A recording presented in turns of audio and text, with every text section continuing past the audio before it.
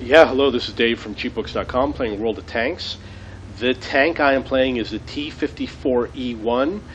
This is an American Tier 9 medium tank. It's also an autoloader, and I loved autoloaders when I started out in the lower tiers, and I missed them for a long time, and I'm glad to be able to play them in tiers 7, 8, 9, and 10. I am going to get 5 kills in this game. I'm going to do 3,200 damage, and I'm going to come up third place for EXP. So basically, when I play El Haluf,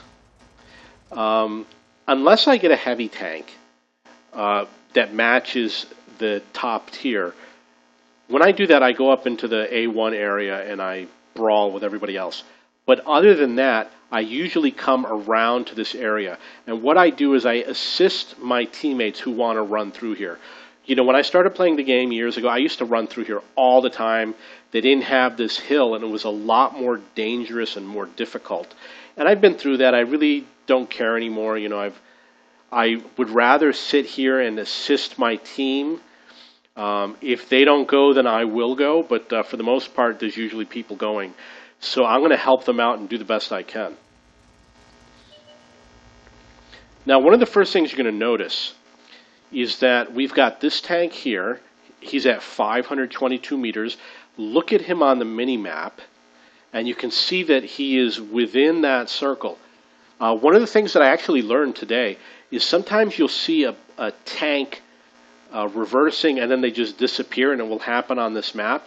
And I thought that they became unspotted, but really what was happening is they were going beyond the yellow circle.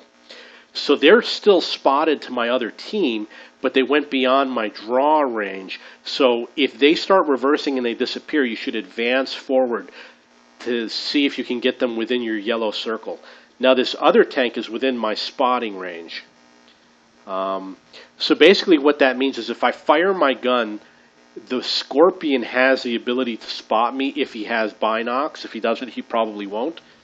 But if I fire and he's not there, this AT-15 would not be able to spot me because it's beyond my spotting range. Target acquired. You can see that Enemy armor is hit. That one didn't go through. I often shoot using the auto-aim. Obviously, I missed 2 shots, but lately I've been doing more manual shooting. And the reason why I use the auto-aim is because when I played in the lower tiers, like tier 2, 3, and 4, I only loved to play the light tanks, and I played very fast. And you have to use the auto-aim when you play those fast light tanks. So I just got used to it, but it doesn't always work out well. Now, the good thing about this location is that you can hit the tanks that come through this tunnel area. And if they go over here and fight with your allies, you can hit them too. But they will stop behind this rock, and they will hide behind here. Some of them will try and crest over this hill, but you have to drive down the hill a bit in order to hit them. And they will go behind these houses. You won't be able to hit them. There's a spot over here, which is obviously right in front of me, that has a bush that you can hide behind on each side and rock for protection, and you can get a better angle on that channel. I usually like to sit around this area so I can aim for those targets, but lately I've been moving more towards the center because, as you hear in a lot of my videos, if you're in the center of the map, you can hit targets in more directions. So if you're in the center of the map, you can hit tanks that are on the northwest corner of the field, which I can't do right now. Always checking targets. Another technique that I've been using lately is whenever I fire the gun, I look at my mini-map just to get in the habit of checking more often. Because obviously when you fire the gun, you have to wait until you reload. So I use that time to check my mini-map.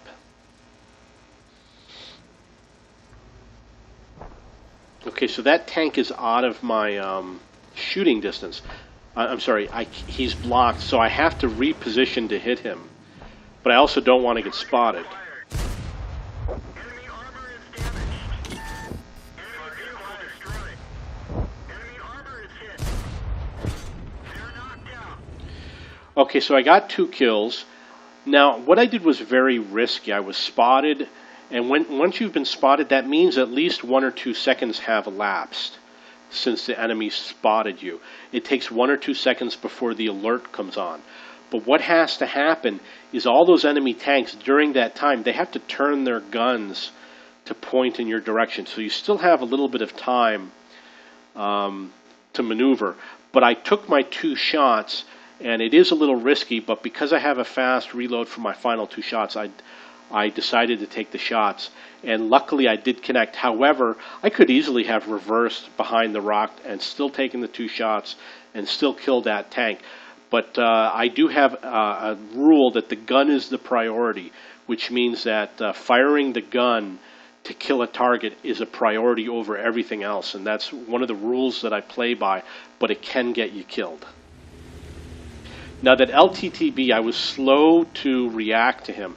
I should have pounced on him a lot faster, and unfortunately I did not. And it hurts the team. You'll see that the SU-152, right now he's on the yellow circle. So if he reverses, he's going to disappear, but that does not mean that he's unspotted. Oh, okay, he did become unspotted. If he disappears from the minimap, that does mean he's unspotted. But if you still see him on the minimap, but you don't see him in front of you, you have to advance towards him to get him within your draw circle.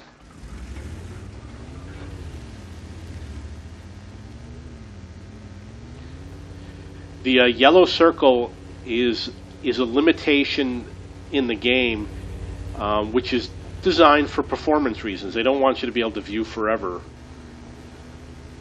so they do put the limitation in. Yeah, this is a good place to point out. I am a computer programmer. I've been a computer programmer for like 30 years now, a long time. I have a lot of experience with computer programming. So I have a complete understanding of game development and 3D. You know, I did this stuff 15 years ago. I wrote my first video game 25 years ago. It was a Tetris clone. But now you'll notice when I took my final shot, I paused my tank so that my gun wasn't jumping around. If I had moved too fast and my gun were jumping around, it greatly increases the chance that I would miss the shot, especially because I'm on a sloped area. And I have 1 shot left. However, I decided to reload. Let's say it takes 20 seconds to reload, and it takes me 20 seconds to get to where I'm going. I should be reloaded by the time I get to my next destination. But I'm also going to try and stay under cover as much as possible. So I'm looking for solid cover, and I'm going to take the safest path. I'm going to have to hide a little bit. I think I'm going to nail that guy. Target acquired.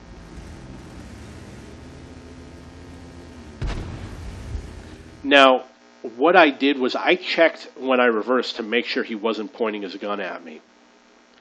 And I determined while I was playing the game, based on the angle that I saw him at, that he was not pointing his gun at me. So I knew it would be safe if I backed up a little bit and prepared my shot, even though I wasn't reloaded. You can see I still have some time to reload. Otherwise, you want to be more forward. If it was unknown, if he were aiming his gun at me, I would not be able to be here right now. I wouldn't pop out until I was reloaded, and I wouldn't go out backwards. I would turn around and go out forwards.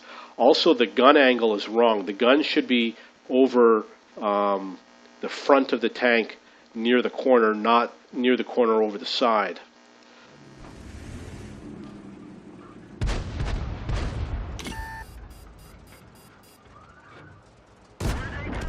You'll also notice that I had to make sure that the Scorpion passed in front of my gun before I fired. So there was a chance that... Oh, actually, did I kill him? I don't know if I killed him or not. I got 4 kills.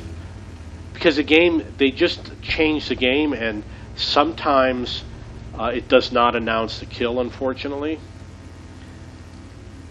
Okay, so I've got 3 shells, and if I have 3 shells, I'm not going to reload, but if I had 1 shell, I would definitely reload. And you also want to look, where is the enemy, count how many tanks you see on the map, count how many You've got 5 enemy tanks left. Okay, now we see that there's one at the spawn, which means he's probably AFK. And there's one missing. There's one tank that I don't know where he is. So that's the dangerous tank that we have to watch out for. I think... Okay, now I think I know where all 3 tanks are. I remember this. I didn't go for the one at the spawn because my allies were too close. I think I'm going to go after that AMX 5100.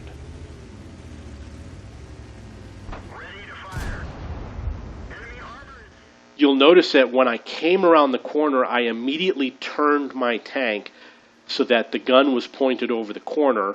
This is the angle that he's going to see. And that is a really good angle in terms of reflection. You don't want him to hit you dead on. One thing I do when I start the game is I take a look at the front of my tank, and if it's flat in the front, I angle it. And if it's not flat, if it's got a pike to it, a triangular shape, then I hit them dead on. So this one has a curve to it, which means that you can angle or not angle it. It will make a little bit of difference. You'll notice that I am continuing to drive towards him, and I'm not stopping. I'm at a close distance, so my aim is very accurate. And I have Brothers in Arms. I have BIA. I don't know if I have the vertical stabilizer, but there's a good chance that I do because this doesn't support the gun rammer. If it doesn't support tanks that don't support the gun rammer, I usually put the vertical stabilizer. Also, I use the smooth ride and the snapshot crew skills because they also make the gun aim. They don't make it aim faster, but they make it the bloom smaller.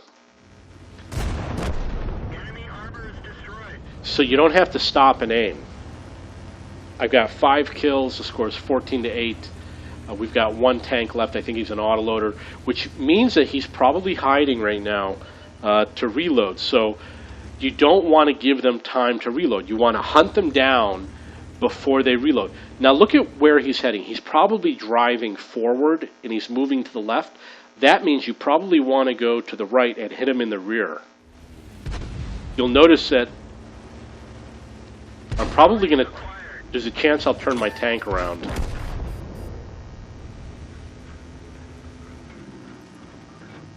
He is going over the slope, so there is also a chance that I won't be able to hit him, and that's one of the concerns I have. In this type of a situation, number one, I poor angling. I need to change the angle to point the gun more over the front. And number two, I need to move closer to him, and I have to make sure I don't hit my ally because there's a good chance he's going to kill my ally.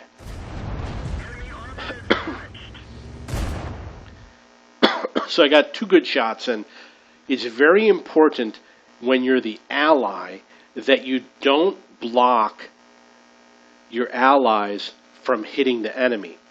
He wants to be on the far side of this tank, near the red line, because he knows all of my allies are going to be out here somewhere, and he's going to use that tank to block shots, make it difficult for us to hit him. So that's what you want to do. If you're in this type of a situation, 1 against many, don't be on the side between the tanks. You want to go on the far side. Okay, so that's the game. And the other thing you want to do is you don't want to cross over. What he did was the enemy crossed behind my ally. If the enemy were stationary and you don't want to be the ally who crosses in front of it while I'm aimed at it because I might accidentally shoot at him. That's where a lot of the friendly fire hits come from, is where you're aiming at an enemy and your ally drives across in front of you and he doesn't have to. You know, find a better way. Point your gun, you point your frontal armor and hit him head on. Don't drive sideways around him. That's a bad playing style. Okay, so I got 5 kills. It's a T54E1.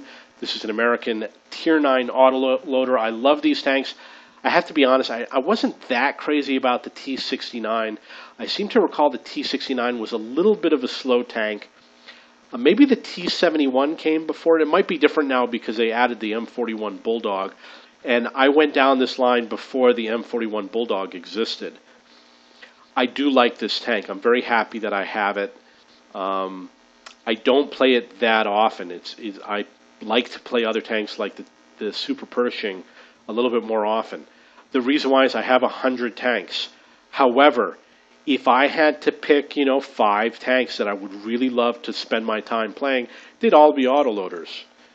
Okay, so if you have any questions or comments, please post below.